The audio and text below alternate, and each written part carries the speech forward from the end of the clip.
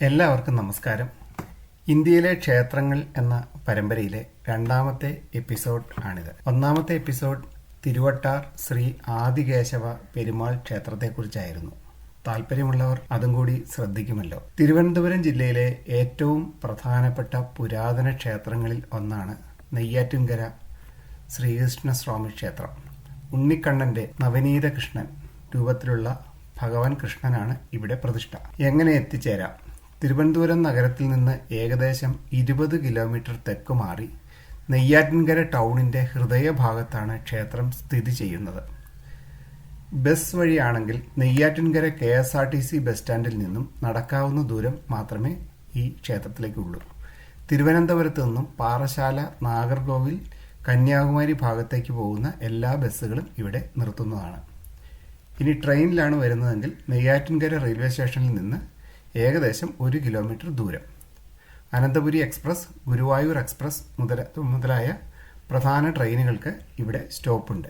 ഇനി വിമാനത്താവളം ആണെന്നുണ്ടെങ്കിൽ തിരുവനന്തപുരം അന്താരാഷ്ട്ര വിമാനത്താവളമാണ് ഏറ്റവും അടുത്തുള്ളത്. ഏകദേശം 24 കിലോമീറ്ററാണ് അവിടെ നിന്നും ഉള്ളത്. ഇനി നമുക്ക് ക്ഷേത്ര ചരിത്രത്തിലേക്ക് വരാം. ആധുനിക തിരുവിതാംകൂറിന്റെ ശില്പിയായ ശ്രീ അനിഴം തിരുനാൾ മാർത്താണ്ഡവർമ്മ മഹാരാജാവാണ് 1750 1755 ഇടയിൽ ഈ ക്ഷേത്രം നിർമ്മിച്ചത്.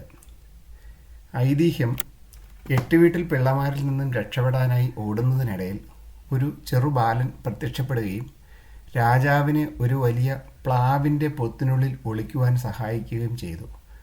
ആ ബാലൻ സാക്ഷാൽ ശ്രീകൃഷ്ണനായിരുന്നുവെന്ന് പിന്നീട് ജ്യോതിഷ പ്രശ്നത്തിലൂടെ തെളിഞ്ഞു. ഇതിനോടുള്ള ഒരു നന്ദി സൂചകമായാണ് രാജാവ് ആ സ്ഥലത്ത് ക്ഷേത്രം നിർമ്മിച്ചത്. ഈ ക്ഷേത്രത്തിൻ്റെ പ്രത്യേകതകൾ.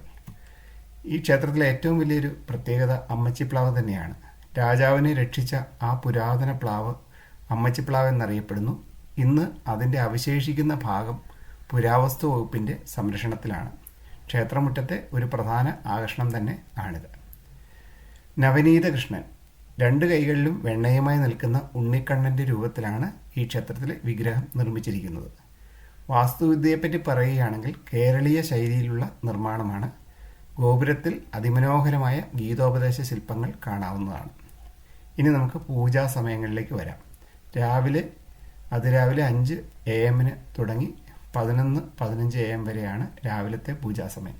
ഇനി വൈകിട്ട് 5 PM മുതൽ 8 PM വരെയാണ് പൂജാസമയം. വിശേഷ ദിവസങ്ങൾ ഇതിൽ ചെറിയ മാറ്റങ്ങളൊക്കെ വരാവുന്നതാണ്. ഇനി പ്രധാന ചടങ്ങുകളിലേക്ക് വരാം. നിർമാല്യം വെളുപ്പിന് 5 മണിക്ക്, ഉഷപൂജ 6:30 രാവിലെ, ഇനി ഉച്ചപൂജ 10:45 AM, ദീപാരാധന 6:15 PM, അത്താഴപൂജ 7:30 PM വൈകിട്ട്. ഇനി നമുക്ക് പ്രധാന വഴിപാടുകളിലേക്ക് വരാം. ഇവിടുത്തെ പ്രധാനപ്പെട്ട വഴിപാടെന്ന് പറയുന്നത് തൃക്കൈവെണ്ണയാണ്. ഉണ്ണിക്കണ്ണന് ഏറ്റവും പ്രിയപ്പെട്ട ഒരു വഴിപാടാണിത്. ഇനി പാൽപ്പായസം നിത്യേന ഉള്ള പ്രധാനപ്പെട്ട ഒരു നിവേദ്യമാണ്. ഉദയാസ്തമന പൂജ, സഹസ്രനാമാർച്ചന, ഇത് ഐശ്വര്യത്തിനും കാര്യസിദ്ധിക്കുമായി ഭക്തർ നടത്തുന്ന വഴിപാടുകളാണ്. ഇനി നമുക്ക് പ്രധാനപ്പെട്ട ഉത്സവങ്ങളിലേക്ക് വരാം.